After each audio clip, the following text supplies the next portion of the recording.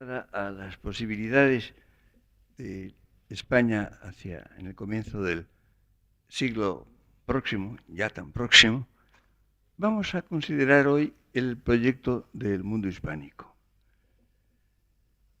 Hay que tener en cuenta, cuando hablamos de mundo hispánico, hablamos de una realidad efectiva. Hay un mundo hispánico que existe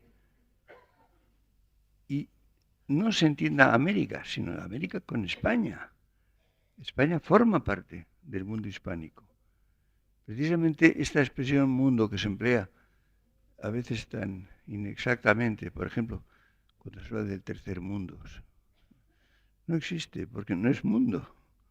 Y los países que se consideran pertenecientes al llamado tercer mundo no tienen nada en común. No se parecen nada, no tienen comunidad de creencias, de ideas, de estilos de vida, en absoluto. A lo sumo, y tampoco, sería un nivel económico semejante, que tampoco es cierto, pero eso no funda un mundo. En cambio, en el mundo hispánico, sí, el mundo hispánico es un mundo coherente, con una serie de factores que son comunes, con creencias, ideas, estilos de vida, una lengua en la cual nos entendemos todos y que se extiende en España y en la América desde gran parte de los Estados Unidos hasta el extremo sur, exceptuando el Brasil, que tiene una lengua muy próxima, una lengua, yo digo que es translúcida, no transparente, pero sí translúcida. Es decir, es una unidad real y efectiva en la cual todos nos sentimos en casa, nos sentimos instalados. Cuando un español viaja por cualquier parte de la América de lengua española, se siente en diferentes habitaciones de una gran casa. Los hispanoamericanos tienen la misma relación entre sí en los diferentes países o en España. No son extranjeros, no somos extranjeros. Yo empleo la palabra forasteros. Forasteros son los habitantes de una región cuando están en otra región del mismo país. Pues bien, los hispánicos somos forasteros en los demás países, en los que no son el nuestro, nunca extranjeros. Yo no me he sentido nunca extranjero en un país de Hispanoamérica. He dicho Hispanoamérica. Tradicionalmente eran las Indias. Cuando Colón llegó al continente americano, creía que había llegado a las Indias orientales, a las únicas Indias que entonces se conocían de referencias bastante remotas.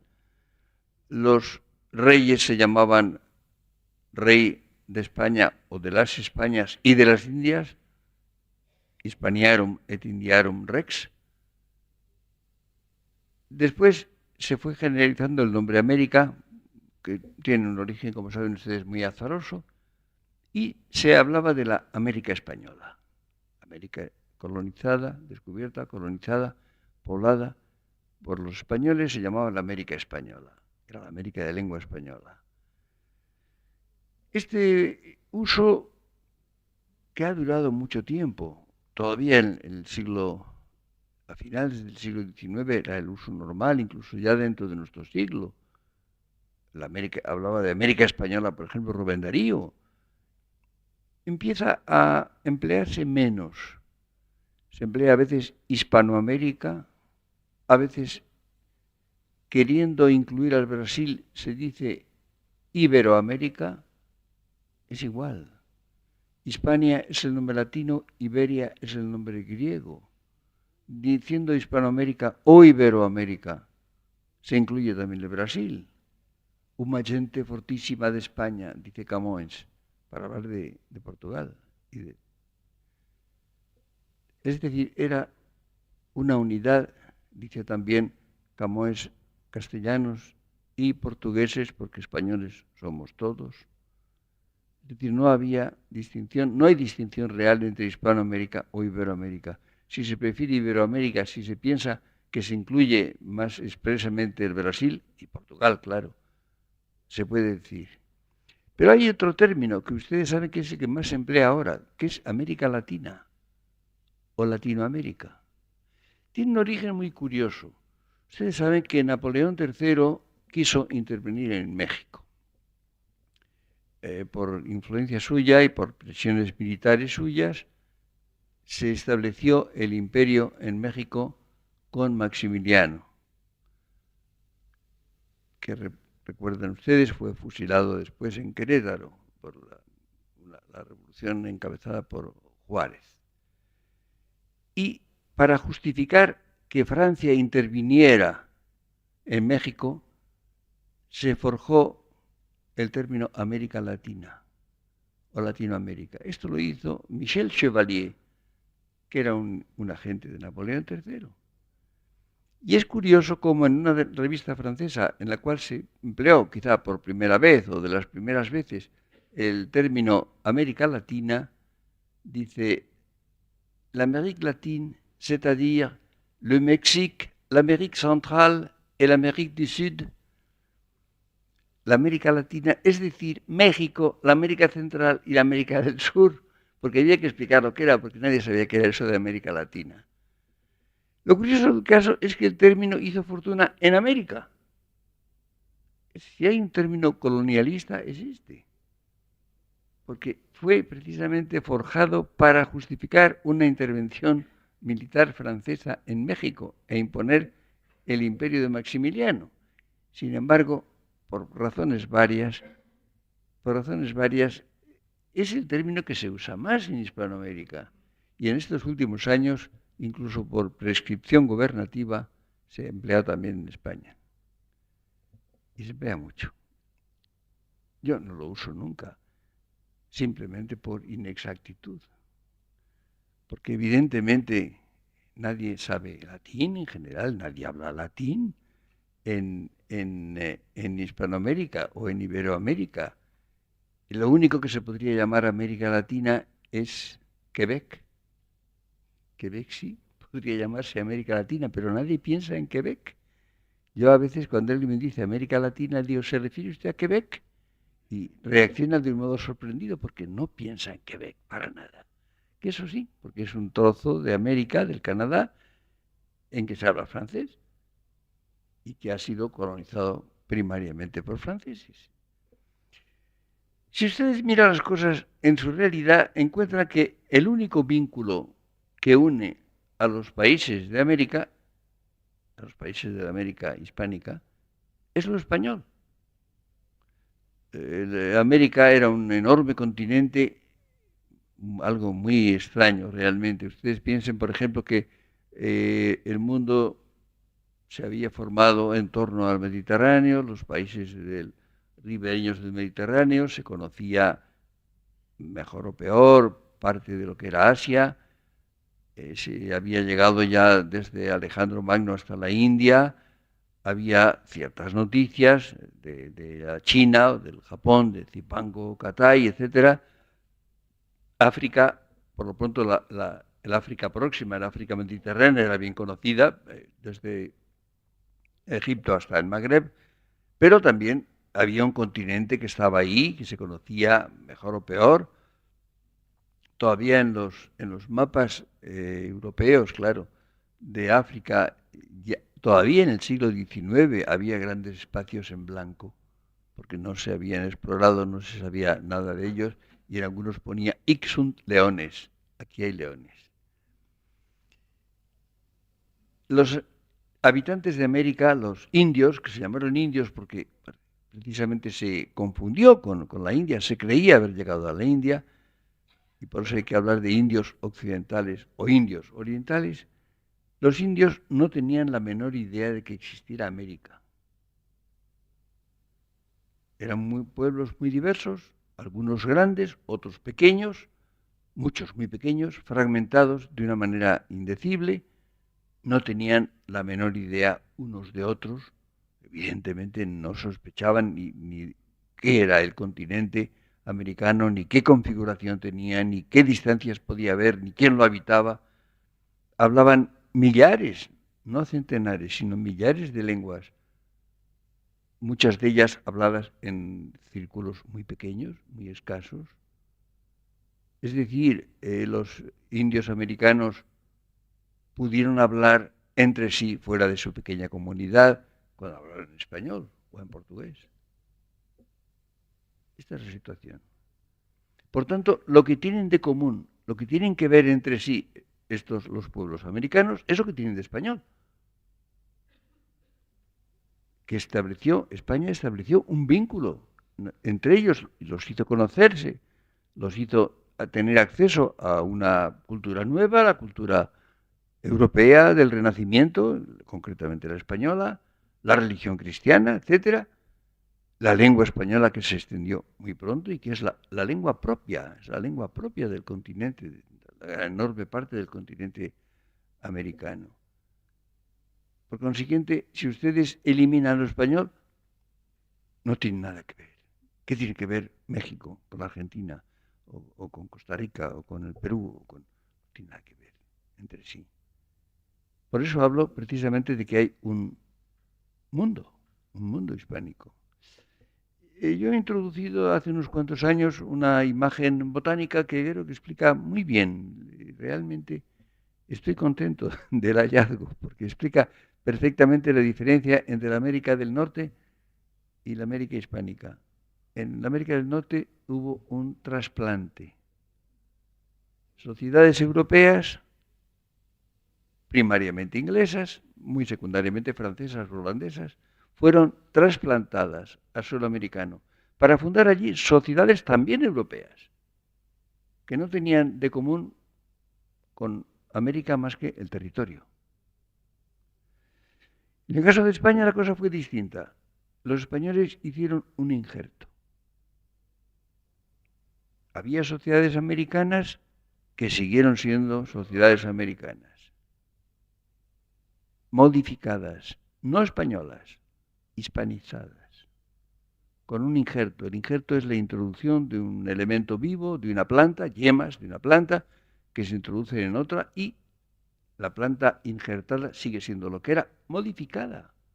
Ustedes saben que la agricultura utiliza el injerto constantemente y naturalmente se producen variedades más perfectas, preferibles, de plantas que reciben injertos. Pues bien, trasplante en una parte, injerto en la otra, son dos metáforas, dos imágenes botánicas que explican admirablemente bien la diferencia entre las dos Américas. Esto es sumamente curioso.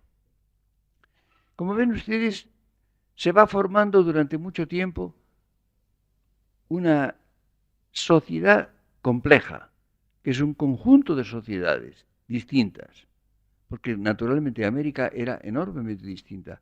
Los pueblos aborígenes había dos grandes sociedades con gobiernos relativamente homogéneos. Había el imperio azteca en el norte, lo que fue luego la Nueva España, el imperio incaico en el Perú, que naturalmente eran muy complejos. Como saben ustedes, los aztecas ejercían una opresión muy violenta sobre los otros pueblos de la zona que fue después México. Por eso colaboraron muchos de ellos con Cortés. Ustedes no olviden que Cortés conquistó México, ese inmenso imperio, con 450 soldados. Es algo absolutamente inverosímil. Pero naturalmente contó con el apoyo de los tlaxcaltecas y de otros pueblos que se sentían oprimidos por los aztecas. Pero había diferencias muy grandes, diferencias de magnitud, diferencias de que eran diferentes poblaciones étnicamente distintas, con multitud de lenguas, como acabo de decir, con diferentes grados muy diferentes de desarrollo, desde un desarrollo considerable, con un desarrollo político, social, artístico, económico bastante grande en el México y en el Perú, con condiciones muy primitivas en otros lugares, con diferencias inmensas. Y esto es lo que los españoles llamaron principalmente poblar. El verbo que se usa más, lo usan las crónicas, es poblar. Es conquistar, cuando hay resistencias, que a veces la había, a veces no, y poblar y evangelizar. Ustedes saben que el continente americano es en conjunto cristiano, católico en la porción hispánica, española o portuguesa, Lo cual quiere decir que efectivamente la evangelización fue el proyecto principal. Se trataba de extender el cristianismo precisamente a ese nuevo mundo, a ese nuevo continente. Y esto justamente no se llamó nunca colonias. Cuando hablan de las colonias y del periodo colonial es inexacto. La palabra colonia se empleó principalmente después de la independencia, en todo caso ya en el siglo XVIII, por imitación de la colonización francesa o inglesa en Asia, por ejemplo en la India y en África. No se llamaban colonias, eran provincias, eran virreinatos, es decir, eran reinos administrados por virreyes. Los reyes españoles no fueron a América, nunca fueron a América, por razones muy claras, razones evidentes. El viaje a América era muy largo, se tardaba meses. No tenía sentido que el rey se enfrentara de España con los riesgos de la navegación y todos los problemas bélicos que podía haber encima para ir a América. Pero además hay una pregunta mucho más clara, que es ¿qué sentido hubiera tenido? ¿A dónde hubiera ido? Imaginen ustedes que un rey de España, de la Casa de Austria o de Borbón, hubiera ido a América. ¿A dónde hubiera ido? Hubiera ido a un lugar de América, a algún lugar de América. No a los demás. Evidentemente, los viajes eran larguísimos. No ya entonces, sino cuando se viajaba en buques de vapor muy perfectos. No sé, ir a la Argentina suponía 15 días. A un punto. Evidentemente era impracticable el que un rey conociera América, el que un rey viajara a América. El primero ha sido Juan Carlos I. El avión. El avión es el que lo ha hecho posible, pero sin haber avión era prácticamente imposible. Pero eran virreyes que gobernaban ese continente en nombre del rey. Eran los que hacían las veces del rey. Eran, por tanto, provincias o reinos organizados en virreinatos o capitanías generales o audiencias, según los casos, según la magnitud, según las épocas, y por consiguiente eran esos países como tales, eran países. Piensen ustedes, por ejemplo, que después de la conquista, que es muy breve y que son además con fuerzas no oficiales, no eran ejércitos españoles tampoco, piensen ustedes que los 450 soldados que llevó Hernán Cortés a México, las pequeñísimas fuerzas con las que Pizarro conquistó el Perú. Pero es que además nunca hubo guarniciones españolas en América, nunca las hubo. Es decir, había milicias para mantener el orden como una policía, compuestas principalmente de los habitantes del país, criollos, mestizos o indios, según los casos, según los países, según las proporciones. De modo que cuando se habla de colonias y de la época colonial, es una impropiedad lingüística, no fueron colonias. El libro, por ejemplo, que es un libro realmente admirable, el libro de Humboldt, que se publica, es de los últimos años del virreinato de Nueva España, yo creo que hacia 1804. El ensayo político sobre el reino de Nueva España se titula y dice que México es la patria de los mexicanos, dice, que por cierto dice que cuando él estuvo allí, de nadie, de ningún gobernante, de ningún funcionario se decía que fuera corrupto. Las vueltas que da el mundo. Como ven ustedes, esta era la situación, diríamos, originaria. Y esto se mantiene incluso después de la independencia de la América continental.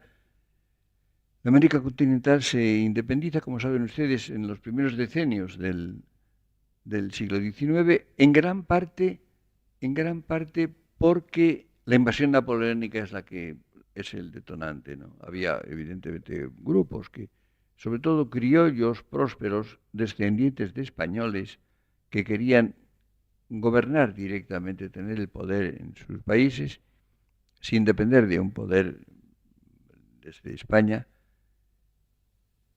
Pero en definitiva, cuando Napoleón invade España en el año 1808, entonces cuando empiezan los movimientos de independencia, porque el rey ha desaparecido, el rey está cautivo en Francia, hay una ruptura total y entonces sí, lo mismo que se fundan en España las juntas y luego la Junta Central, precisamente para resistir la invasión, hay un fenómeno análogo que con el Atlántico por medio se convierte en un movimiento de independencia y de separación. Es muy curioso, no olviden ustedes, por ejemplo, en Venezuela, que es el país en que empezó, uno de los primeros en que empieza el movimiento independentista, la gran figura, el gran personaje de la historia venezolana, Andrés Bello. Andrés Bello escribe un texto que yo cito en uno de mis libros, proclamando la lealtad total de Venezuela a España y a su rey.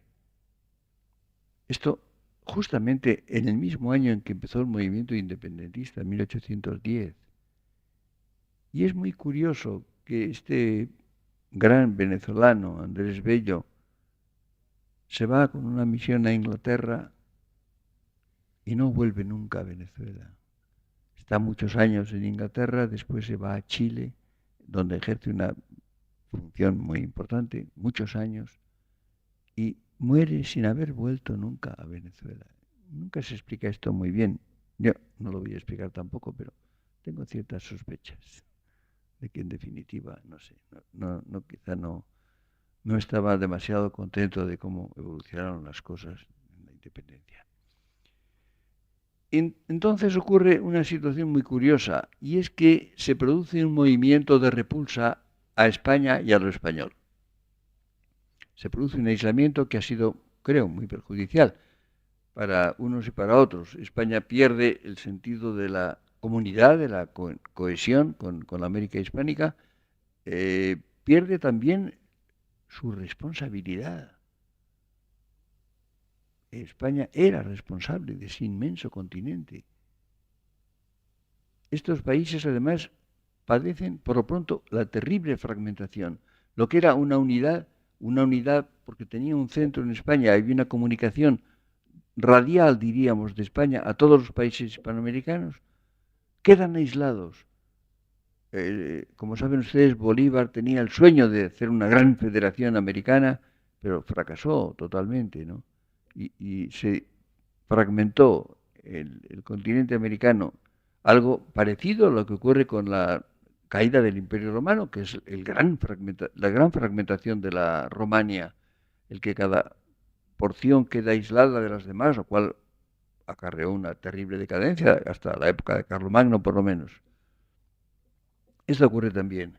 Pero entonces se quiere negar lo español, hay un movimiento de hostilidad a lo español, de ataque a lo español, que por cierto ha tenido una consecuencia poco esperada y no querida, que es que los extranjeros, los de otras lenguas, de otros países, reciben eso, pero lo aplican también a Hispanoamérica, es decir, a todo lo hispánico.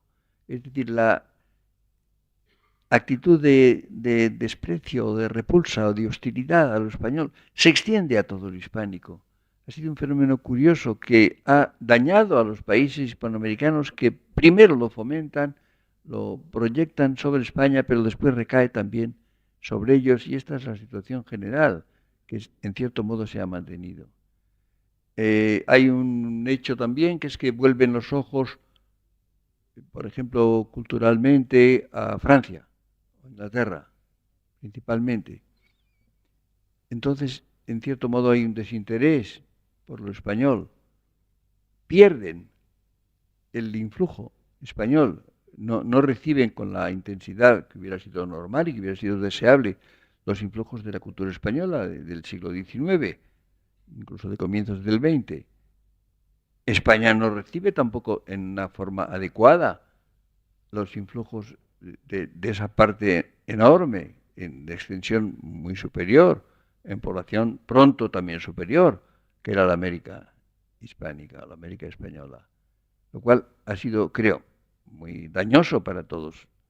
Esta situación, como ven ustedes, es curiosa y se puede localizar y se puede explicar y buscar sus causas, sus razones o sus sinrazones, más bien sus sinrazones. Esto poco a poco se va superando.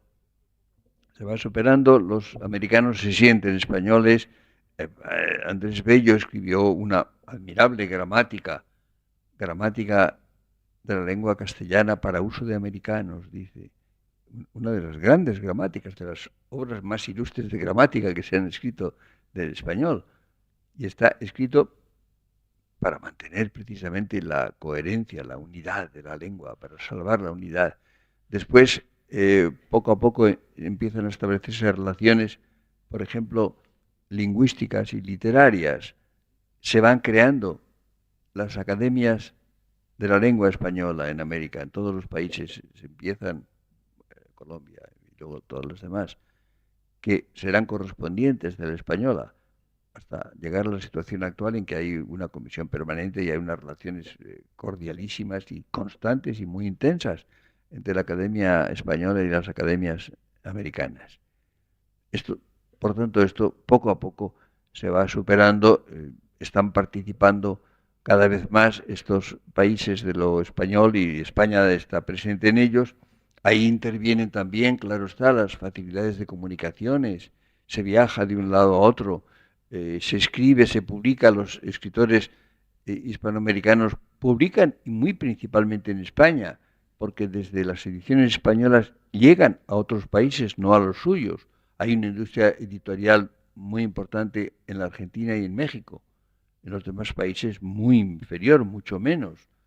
Los libros publicados en Buenos Aires o en México circulan bastante en Hispanoamérica. Los publicados en otros países circulan poquísimo fuera de su país. Los publicados en Madrid o en Barcelona tienen una circulación mucho mayor. Los escritores españoles también publican en Hispanoamérica, colaboran en periódicos o en revistas hispanoamericanos. Es decir, hoy hay, en definitiva, una unión mucho más real, mucho más profunda que la que ha habido. A pesar de lo cual, no es suficiente. No es suficiente. Hay un cierto desconocimiento. Es curioso cómo los españoles tienen una idea bastante vaga de América. Empezando por algo que a mí me impresiona mucho, que es la magnitud de los países. No sé, a lo mejor piensan que la Argentina y Nicaragua son comparables. Bueno, pues no, claro, no son comparables, empezando por el tamaño. No digamos las condiciones internas. Por ejemplo, yo no he conocido a nadie con quien yo he hablado, que sepa que El Salvador tiene una densidad de población comparable a la de Holanda, que es uno de los países más poblados, más densamente poblados del mundo. Es, por ejemplo, tiene una población mucho mayor que Nicaragua. Nicaragua es un país pequeño, pero mucho mayor que El Salvador, de lo cual se derivan muchos problemas, naturalmente, que no se tienen presentes. Luego ha habido otro problema. Se difundió la idea, esta hecha en general por países enemigos de España desde el siglo XVI, no digamos las casas, pero en fin, los demás, de la leyenda negra, y los españoles exterminaron a los indios. Los exterminaron. Claro, resulta que hay millones de indios. Y lo que es más interesante, millones de mestizos. Más millones todavía. Lo cual es el injerto biológico. El injerto. El injerto ahí se ve de un modo real y efectivo, ¿no? Pero se ha seguido diciendo que los habían exterminado. Hay un historiador de los Estados Unidos, por cierto, en que dice con bastante humor que si fuera verdad lo que se dice de España, cada español hubiera tenido que matar un indio todos los días y 10 los domingos. Dice, si fuera verdad lo que se dice. Pero resulta lo siguiente, porque la coherencia no es muy frecuente. Ahora, por ejemplo, si ustedes ven las cosas que se dicen en los periódicos, en la televisión, entonces, se está deslizando la idea de que los países de América son indios. Son indios. Y parece que hay algunos blancos, algunos descendientes de españoles ahí superpuestos, por supuesto, oprimiendo a los demás, sin duda ninguna, ¿no? De modo que ¿en qué quedamos? ¿Los españoles exterminaron a los indios o todos son indios? Con unas pocas excepciones. Bueno, habría que decirles pónganse de acuerdo. Por lo tanto, todo es falso, naturalmente. Ni exterminaron a los indios, algunos, no tantos como se exterminaban entre sí, claro. Se exterminaban concienzudamente. Lean ustedes por ejemplo, a los autores aborígenes, ¿no? Claro. Pero, naturalmente, en algunos casos hay porciones del territorio menos pobladas. Ustedes saben, por ejemplo, cuando también a mí me gusta la justicia en general, ¿no? Cuando se reprocha también los exterminios de los indios en los Estados Unidos. Bueno, es que había menos, no había muchos. Es decir, en las zonas frías del continente la población era mucho menor. En el territorio que son los Estados Unidos, por lo menos en gran parte de él, había poca población india. En el Canadá todavía menos. En los extremos meridionales de la América del Sur había también poca población. La población estaba muy desigualmente repartida, estaba concentrada en las zonas tropicales y subtropicales. Tampoco es que los ingleses se dedicaron a exterminar así por sistema, no es verdad tampoco. Y no es verdad que los habitantes de la América hispánica sean indios. Hay muchos indios, hay más mestizos, hay muchísimos blancos, hay emigraciones que empezaron desde el momento de la conquista y han seguido hasta el siglo XX, como es natural, ¿no? Las ciudades gallegas más grandes son Buenos Aires y La Habana. Son las dos ciudades más grandes de Galicia. Esto es evidente. Es decir, ¿por qué no respetar un poco la realidad? ¿Por qué no ver las cosas como son y no como se dice que son, o como se quiere que sean, o como se inventa que son? Pero el problema está, que eso es a lo que yo quería llegar hoy, esa realidad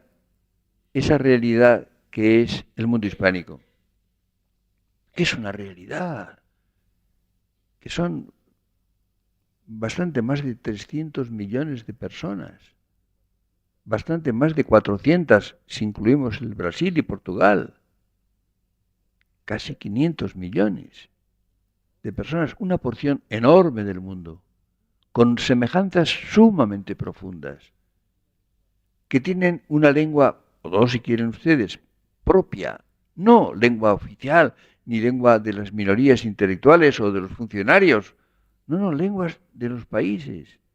Ustedes pueden recorrer esa inmensa extensión de América, desde buena parte de los Estados Unidos hasta el extremo sur, hablando como aquí, como estamos hablando ahora.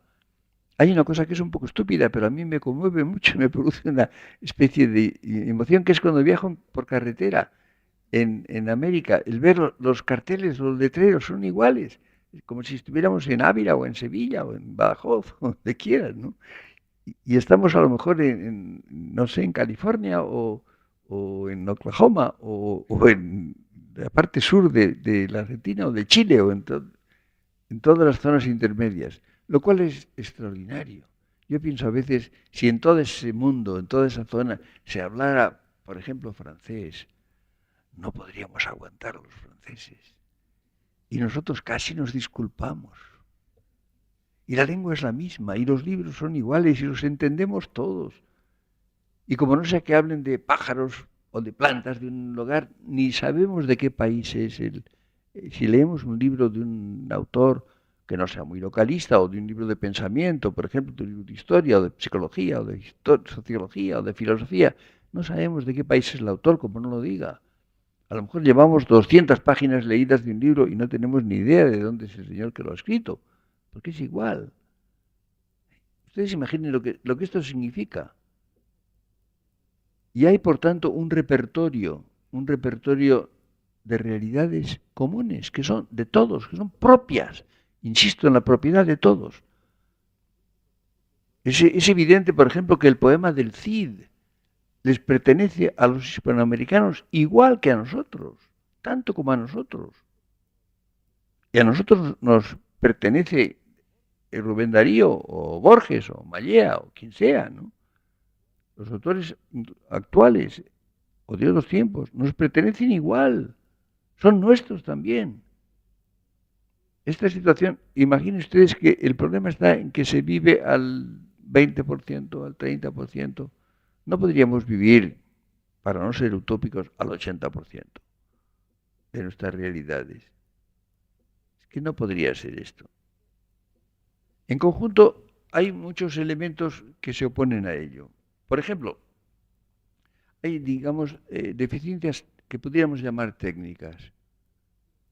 Los libros no llegan fácilmente. No llegan. Por ejemplo, tengo una experiencia. La Argentina es el país con el cual tengo más relación y el que tiene más interés por mí, cosa que agradezco mucho. Es muy raro que la primera edición de mis libros llegue a la Argentina. La segunda suele llegar. Yo recuerdo un libro hace algunos años ya que la primera edición no llegó. Yo preguntaba, me hablaba, nadie había visto un ejemplar. La segunda edición llegó y se vendieron en poco tiempo 2000 ejemplares, que es mucho para un libro de pensamiento en nuestro país. Esto ocurre. No sé, a veces no se enseñan, a veces no se habla. Por ejemplo, un problema que está ocurriendo no es América, pero también ha sido hispánico, que es las Filipinas. Las Filipinas, como saben ustedes, el español no era la lengua del país, no lo era.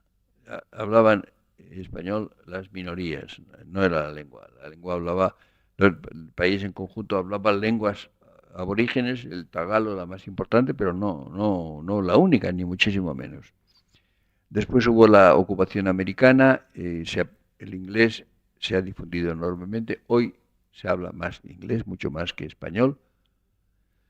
Pero se sienten españoles muchos, se sienten con interés por España, tienen la mayor parte de apellidos españoles. Yo recuerdo, tuve una conversación con el que era ya muerto, ministro de Asuntos Exteriores de Filipinas, y le dije, yo creo una cosa, que deberían ir españoles a Filipinas a hablar en inglés. Explicarles justamente lo que era España, lo que era la cultura española o hispánica en general, en inglés, que es la lengua que entienden las minorías, las grandes minorías cultivadas. Y eso les dará interés quizá por recuperar o conservar el español y por leer luego después en español. Me dijo, es una buena idea. Me dijo, pero esto no se ha hecho, que yo sepa. Se podía haber hecho. Es decir, faltan a veces incluso desarrollos técnicos. Había en todas partes de América una cosa llamada Instituto de Cultura Hispánica, que es un buen nombre. El nombre es excelente, es inmejorable.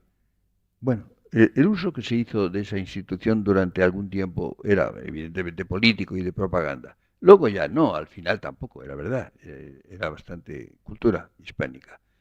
Bueno, después esta institución ha tenido varios nombres, ya no sé cómo se llama, no estoy al día, porque ha pasado por 3 o 4 nombres distintos y, en definitiva, ha perdido bastante su función. En la medida en que se conserva en América, se sigue llamando Instituto de Cultura Hispánica. Esto, antes, durante muchos años, había un gran número de estudiantes hispanoamericanos que estudiaban en España. Y cuando se viaja por América, en cuanto encuentra uno personas un poco distinguidas en cualquier campo, la inmensa mayoría han hecho estudios universitarios en España. Esto ya no es cierto. No es verdad. El número es mucho menor. Eso mantenía una conexión, una fidelidad mutua extraordinaria. Si ahora, por ejemplo, los que son gobernantes, son profesores, son diplomáticos, no muy jóvenes, casi todos han hecho estudios en España. Como ven ustedes, hay incluso ciertos factores que son, diríamos, técnicos, ¿no? de mala organización, de mala administración, que dificultan el que se mantenga ese proyecto común. Por otra parte, hay hostilidades. Por supuesto. Existe antiespañolismo, en España también, claro, quizá principalmente. Y hay antioccidentalismo, las dos cosas. Y entonces, evidentemente, se trata de eliminar las conexiones, de disolver esa enorme unidad existente, parcial, múltiple, pero muy efectiva. Y entonces, esta es la situación actual. Vamos a entrar dentro de muy poco en el siglo XXI. Y me pregunto, es lo que nos preguntamos en este curso, ¿cómo vamos a entrar? ¿Qué vamos a hacer? ¿Qué va a ser España, y en este caso el mundo hispánico, en los años próximos? Se va a mantener, hace falta por lo pronto imaginación. Ustedes imaginen el peso que tendría en el mundo si fuera coherente esa inmensa comunidad de más o menos 500 millones de personas. Ustedes imaginen lo que sería, no sé, lo que sería puesta en juego la posibilidad económica de ese mundo que tiene, porque ustedes piensen, por ejemplo, que ya está muy caducada la vieja idea de la autarquía, de que cada país se baste a sí mismo. Pero, por ejemplo, yo he pensado muchas veces, cuando hubo aquella crisis hace ya veintitantos años, la terrible crisis del petróleo por los países islámicos que tienen sus enormes reservas, yo decía, se me ocurrió, yo no soy competente en asuntos económicos, pero se me ocurría, ¿no sería posible que un país, por ejemplo, como España, se abasteciera de petróleo de los países hispanoamericanos, que tienen grandes cantidades de petróleo? Yo les pagaría con más gusto lo que se les paga a ellos que a otros países. Además, me sentiría más seguro dependiendo de ellos y no de países, por ejemplo, islámicos. Era una modesta propuesta que yo hacía, que no se ha hecho, no se ha llevado a cabo, por supuesto. Es posible que hubiéramos aliviado la situación económica de algunos países de América y nosotros estaríamos más seguros y por lo menos yo más a gusto. Hace falta, por tanto, imaginación. Hace falta un cierto proyecto capaz de ilusionar, capaz de entusiasmar a unos y a otros. Ustedes piensen, por ejemplo, que hay cosas muy secundarias, muy secundarias, pero que son muy peligrosas. Por ejemplo, en muchas universidades y en muchas publicaciones y revistas y editoriales se habla de literatura española y literatura hispanoamericana o latinoamericana. Esto no existe. En los Estados Unidos los departamentos se llaman de English. English. Y en todo caso se habla de American English, cuando estudian las variedades de la lengua, pero es inglés. Y la literatura es inglesa, quiero decir de lengua inglesa. Y evidentemente se habla de Shakespeare o de Marlowe, como se habla de Edgar Poe, o de Faulkner, o de Wilder. No hay una literatura española y una literatura hispanoamericana. Hay una literatura española en general, quiero decir de lengua española, y hay varias literaturas particulares, española, mexicana, peruana, argentina, chilena, etc., que tienen variedades, que tienen matices propios. No hay una literatura hispanoamericana, claro que no. Es una falsificación.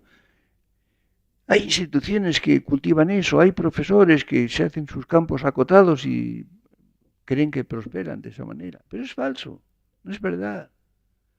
Ocurre ya partiendo incluso como la lengua. Cuando le preguntan, ¿usted qué va a aprender? Por ejemplo, en los Estados Unidos, ¿español de España o español hispanoamericano? Perdón, eso no existe. Podrá usted aprender la variedad del español mexicano, o el español peruano, el español argentino, o el español cubano. Son variedades del español.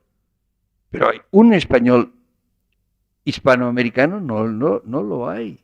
Y las diferencias que separan a los países de América unos de otros, es evidente que entre México y la Argentina o México y Chile hay más distancia física, geográfica y más diferencias que entre uno de esos países y España. ¿Cómo ven ustedes? Todo eso complica las cosas, introduce la falsedad, impide que vivamos juntos, y distintos. Es decir, el problema está en que cuando decimos nosotros, ¿qué queremos decir? O podemos decir nosotros los españoles, o nosotros los venezolanos, o nosotros los peruanos, o nosotros los puertorriqueños. Claro que sí. Sí, sí, pero lo fundamental es que digamos nosotros, los hispanos. Hay un nosotros más amplio que engloba las variedades.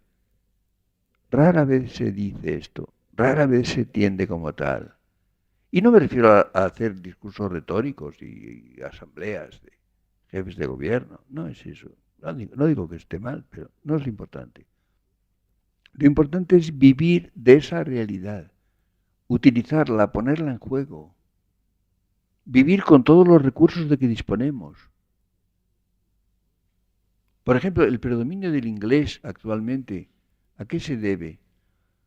Se debe a que es la lengua en la cual hablan y se entienden los ingleses, y sobre todo los norteamericanos y los canadienses, casi todos, y los australianos y los neozelandeses, que tienen como lengua propia el inglés. Y por tanto, es la lengua en la cual además se escriben tantas cosas importantes y se hacen tantos descubrimientos y se inventan tantas cosas.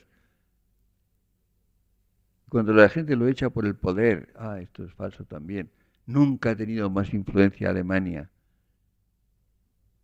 que cuando estaba dividida, ocupada por Napoleón, en la época del final de la vida de Kant y de los románticos alemanes. Entonces, cuando influía, ¿por qué? Porque estaba creando cosas, porque la cultura alemana era formidable, porque había filósofos y poetas y músicos y científicos de primer orden. Es lo que hace falta, ¿no? Como ven ustedes, yo veo una posibilidad extraordinaria, una posibilidad ilusionante, que sería ese mundo hispánico en el cual estamos, claro está, no somos ajenos a él, ni mucho menos. Y España puede ser, pues no sé, en cierto modo la clave de bóveda, es decir, el vínculo que une por los orígenes históricos, por los orígenes de la lengua, por una cierta atracción que el español ejerce en los países de Hispanoamérica cuando no es un pedante o un imbécil, cuando no cree que es superior a los demás, cuando cree que va a perdonarles la vida. La reacción normal de Hispanoamérica a un español medianamente discreto es realmente asombrosa. Esto es el hecho, es lo que hay que reconocerlo. Ustedes imaginen lo que podría ser ese mundo hispánico como una gran orquesta con diferentes voces, con diferentes instrumentos, con diferentes matices, con una mezcla racial que puede ser un inconveniente, un motivo de fricción, pero es al mismo tiempo una riqueza, es una posibilidad de ensayar diferentes posturas, de gravitar sobre un fragmento o una tendencia u otra. Un país enteramente homogéneo, no digamos un continente enteramente homogéneo, tiene menos posibilidades que uno que tiene diversas posibilidades internas, diversas formas de ser, aunque haya problemas, aunque haya fricciones, que son fecundas también. Esto me parece algo extraordinario. Yo pienso qué cosas podríamos hacer juntos. Los que hablamos español, y hay que añadir portugués también. Lo que podríamos hacer si nos leyéramos enteramente, si pudiéramos leer todo lo que se ha escrito en nuestra lengua, si nos enteráramos de lo que se ha pensado, de lo que se ha descubierto, de lo que se ha creado en todos sus países. Entonces tendríamos una realidad de una magnitud incomparablemente mayor que las de las naciones que son simplemente intraeuropeas, que son europeas y nada más, que no tienen esa enorme prolongación fuera de sí mismas, que es lo que llamamos el mundo hispánico. ¿Se va a hacer esto en el siglo XXI? Ojalá. El hombre es libre de hacer lo que quiere, lo bueno y lo malo, lo inteligente y lo torpe. El hombre tiene hasta la posibilidad lamentable de suicidarse, no estoy seguro. pero creo que hay muchos síntomas que permitirían confiar en que esto va a ser mejor y que se va a organizar esa gran orquesta hispánica. Muchas gracias.